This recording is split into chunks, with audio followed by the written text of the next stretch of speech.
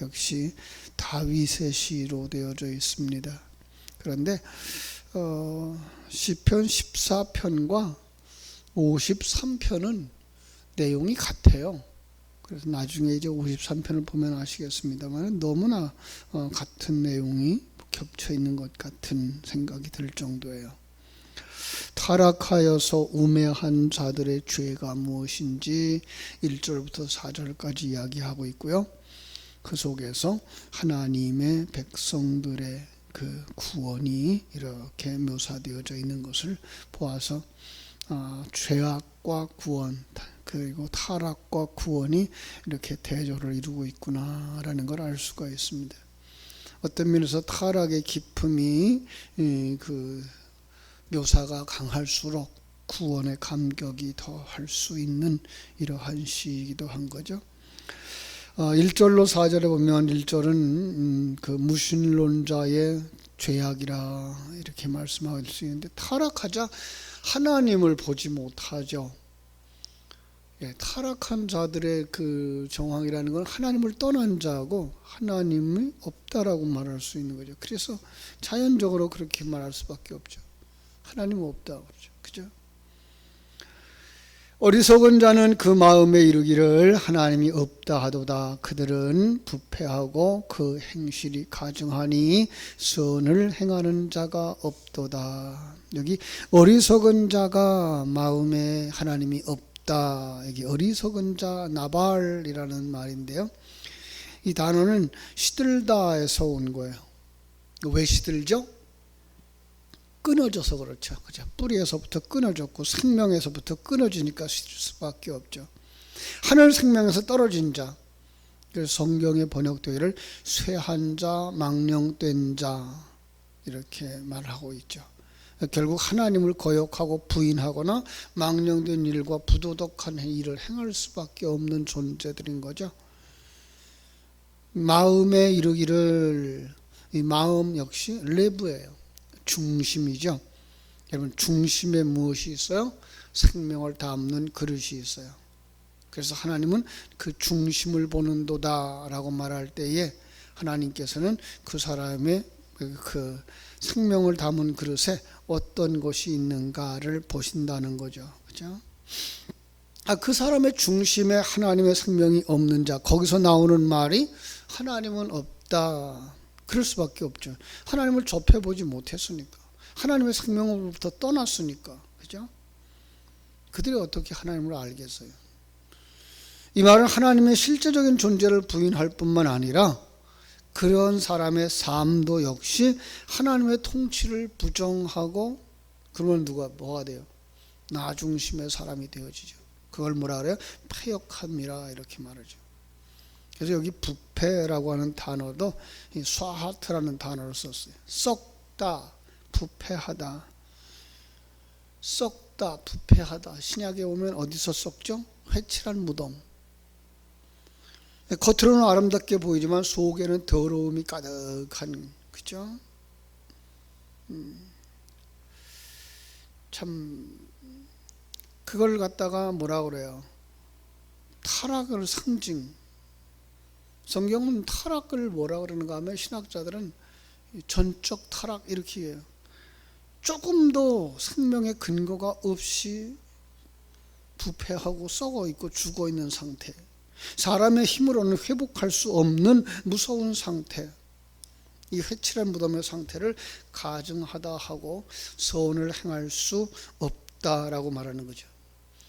구약과 신약이 조금씩 묘사하는 방법이 좀 다른데요. 구약 성경에서는 이걸 갖다 죽었다 그래요. 그 다음에 마른 뼈와 같다 그러죠. 하나님을 대적하는 자, 어리석은 자. 반대로 말하면 뭐예요? 살아난 자, 그죠? 그 다음에 하나님과 하나 되어진 자, 지혜로운 자. 대조를 이루고 있죠. 신약 성경에는 이런 사람들을 눈먼 자, 귀먹은 자, 안전뱅이, 문둥병자. 하나님을 보지 못해요. 영적 세계를 보지 못해요. 요한복음 3장은 그래서 뭐라 그래요? 거듭나지 아니하면 하나님 나라를 볼 수 없느니라. 소경인 거죠. 귀먹은 자, 하나님의 음성을 듣지 못하죠. 문둥병자, 감각이 없는 자죠. 그죠? 예수님의 그 통치가 이루어질 때, 예수님이 이 땅에 오셔서 하신 사역들이 뭐야? 여기서부터 회복시키는 사역들이었잖아요. 그래서 눈먼 자 고치고, 안진뱅이 일으키고, 그죠? 문둥병자 살려내고. 자, 구원이 임하기 전에, 하나님의 생명이 임하기 전에, 이 오늘의 시편 14편에 무감각한 자고, 그들을 2절로 3절에서 그들의 죄를 묘사하고 있죠. 2절 볼까요?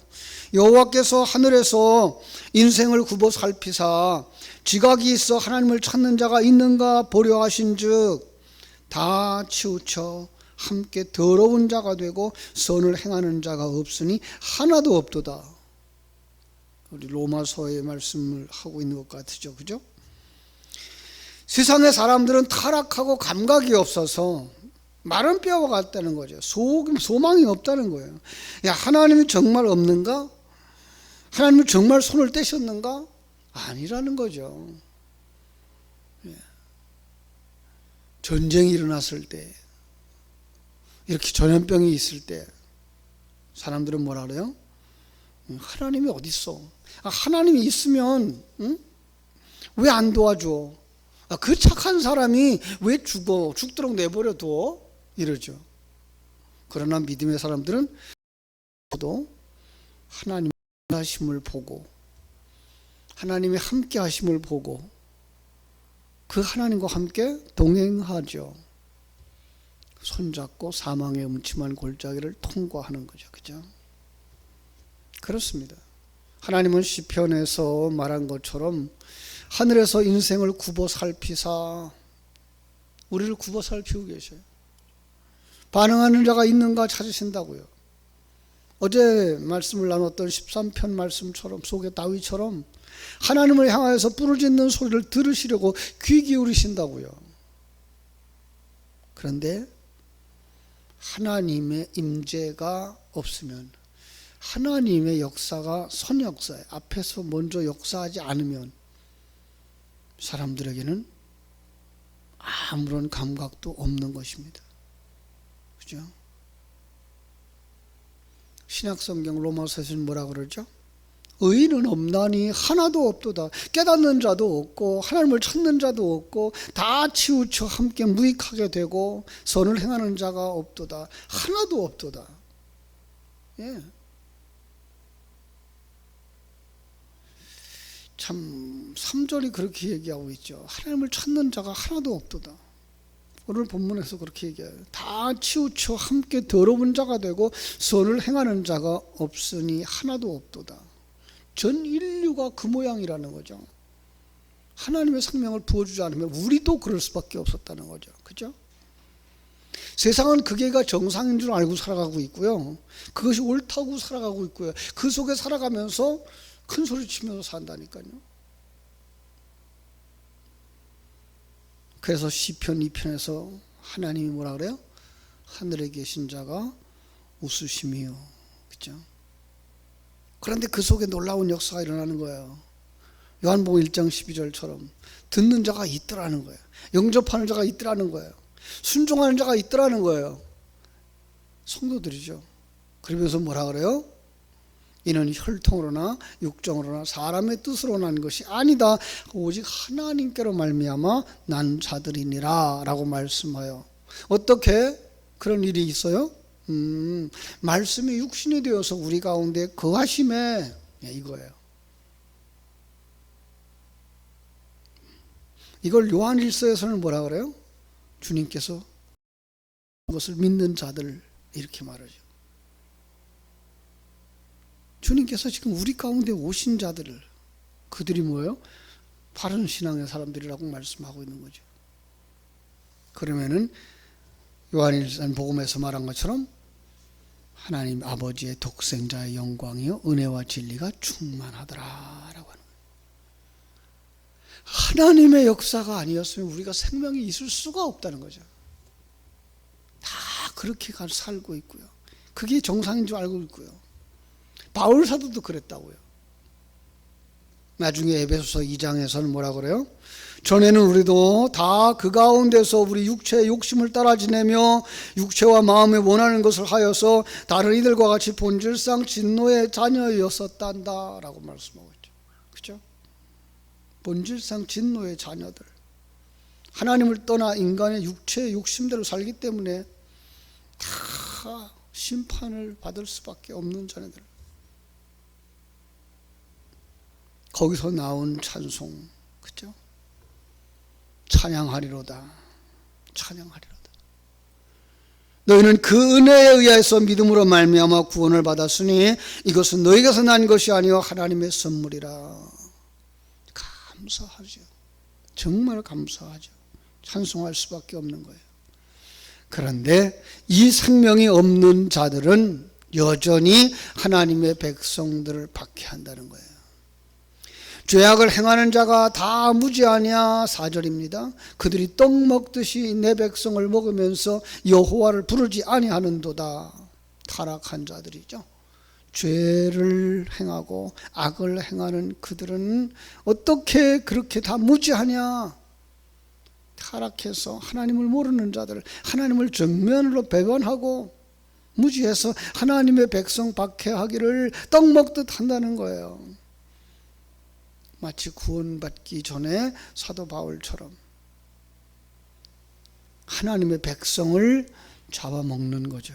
그것이 하나님을 대적하는 것인 줄도 모르고 가시채를 뒷발질하는 것이라고 성경은 말하고 있어요. 박해를 뭐라고 그래요? 여기서 지금 먹는다라고 말해요. 우리말도 쉽게 이해하죠. 잡아먹듯 한다. 그렇죠? 박해 행동을 습관적으로 정상적으로 떳떳한 행동처럼 한다는 거죠. 그러면서 그런 자들을 붙잡아다가 감옥에서 고통당하게 하는 것, 이 세상에서요. 그죠? 참 귀한 전도의 기회가 되어지죠. 감옥에 갇혀있는 이들의 모습을 우리가 묵상해 볼 수 있겠죠. 그죠?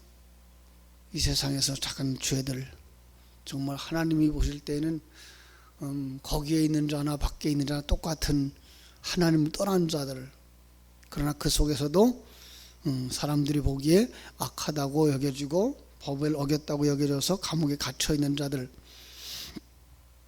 참 그들에게 복음을 전할 수 있는 좋은 기회, 거기서 돌이켜 회개한다면 구원받을 기회가 되니까요. 그죠? 그들을 위해서 우리 사실 기도해야 되죠. 그들을 위해서 복음 전하는 귀한 분들을 위해서도 우리는 기도를 쉬지 말아야 할 것입니다. 자, 그런데 그 속에서 이제 하나님의 백성들로 시선을 바꿉니다. 5절. 그러나 거기서 그들은 두려워하고, 여기 그들은 하나님의 백성들이죠. 두려워하고 두려워하였으니 하나님이 의인의 세계에 계심이로다. 예. 요셉이 머무는 보디발의 집 사람들 보지 않았습니까? 감옥에 갇힌 요셉을 보는 간수들도 보는 것 같지 않습니까? 하나님이 그와 함께 하심을 보았다 해요. 아니, 그것을 보는 사람들, 복 있는 사람들이죠. 눈이 열린 사람들이에요. 하나님은 그 일을 하시는 거예요. 그가 노예인데 남다른 거예요. 그가 감옥에 갇힌 죄수인데 남다른 거예요. 그죠? 그 속에서 뭘 봐요? 하나님이 그와 함께 하심을 보는 거죠.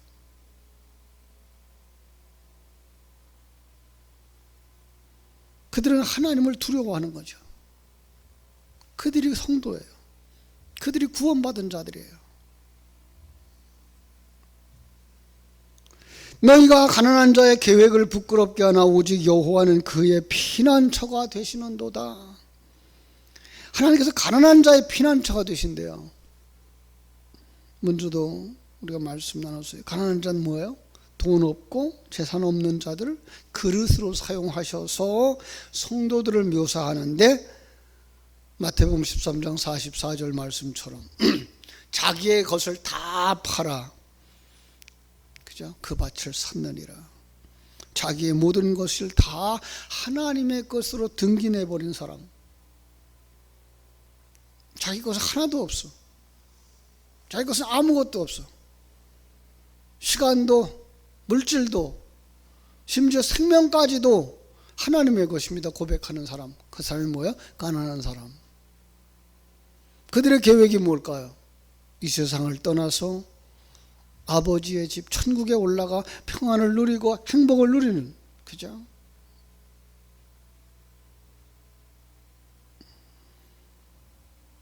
하나님의 뜻을 이루는 것, 그것이 가난한 자의 계획인 거죠. 그러나 세상 사람들은 뭐라고 하죠? 비웃죠. 그게 되냐? 아주 고약한 말들을 하죠. 그 사람이 천국에 갔으면, 천당에 갔으면 나는 만당에 간다 그러죠. 그 꼴 가지고 그런 곳에 갈 수 있겠느냐라고 부끄럽게 하죠. 그죠? 그러나 그때 우리 성도들이 피할 곳이 있어요. 여호와 하나님에게로, 하나님의 말씀으로. 그죠? 그래서 시편 46편에서 말씀하신 것처럼 하나님은 우리의 피난처시여 힘이시니 환난 중에 만날 큰 도움이시라. 우리 다 그 날개 아래로 피하는 자들이 되어야 할 줄로 믿습니다. 마지막 7절 말씀은 이렇게 말하죠. 이스라엘의 구원이 시온에서 나오기를 원하도다. 여호와께서 그의 백성을 포로된 곳에서 돌이키실 때에 야곱이 즐거워하고 이스라엘이 기뻐하리로다. 구원이 시온에서 나오기를 원하도다.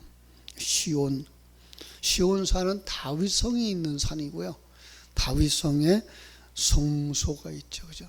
지성소가 있고요. 바로 요한계시록 21장에서 있는 예수 그리스도와 하나님의 보좌로부터 나오는 생명수 강이 흐르는 것을 우리가 생각해 볼 수 있는, 바로 거기로부터 뭐가 나와요? 구원이 나오는 거죠.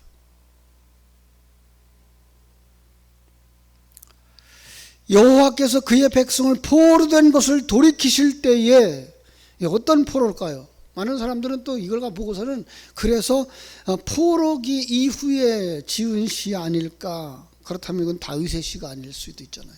그렇게 보는데, 포로된 것은요 감금이고 속박이죠. 더 나아가서 사단에게, 세상적인 사상과 철학에 거기서 뭐예요? 돌이켜요. 회개가 일어나는 거죠. 회복이 되어지는 거죠. 그러면 당연히 하나님과 하나 되어지는 거죠. 이 영적 세계는 하나님과 사단의 세계, 그 외에 다른 곳이 없어요. 중립세계가 없어요. 오늘 이 세상에 속한 사람들도 하나님에게 속했든지 아니면 사단에게 속할 수밖에 없는 거죠. 그러니까 그 속박에서 나오면 곧바로 하나님의 품인 거예요. 그러니까 하나님의 품에 앉은 사람이 기뻐할 수 있는 거죠.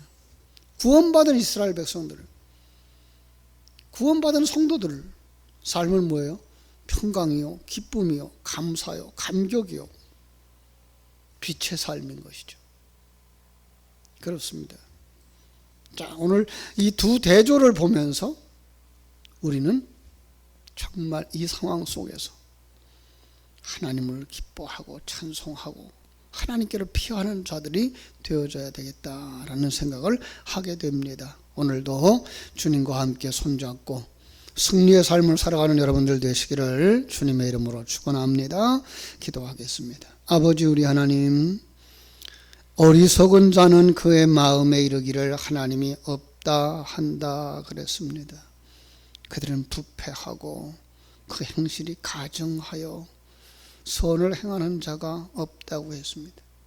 그런데 하나님의 사람들은 그 속에서 두려워하며 하나님에게로 피한다고 했습니다. 사랑하는 아버지 하나님, 정말 우리가 이 새벽에 하나님을 향하여 나의 아버지라고 부를 수 있는 믿음 주신 것 감사합니다.